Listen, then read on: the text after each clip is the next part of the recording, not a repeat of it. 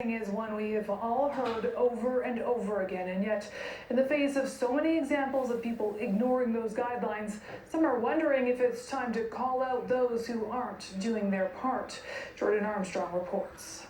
There you go, people. Social gathering in its finest in Surrey. Video sent to Global News shows a large celebration in Surrey, in clear violation of the ban on mass gatherings. I guess they missed the announcement of emergency in Surrey. RCMP say they're aware of the video and are using it to help plan their response should further gatherings like this one continue in Surrey.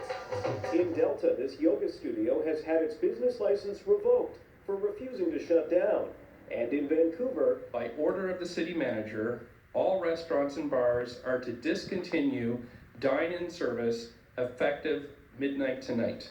He says that comes after several establishments were found to be flouting the chief medical officer's order.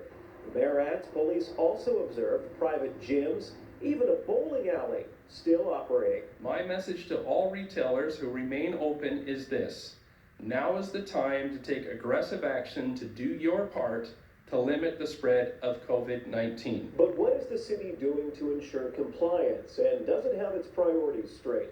Something the operator of the juice truck wondered on Twitter Thursday after receiving tickets and a tow for being parked too far from a curb. We're moving away from the non-essential work, and that is one of the areas, so we won't be enforcing the parking bylaw as well as a part of that.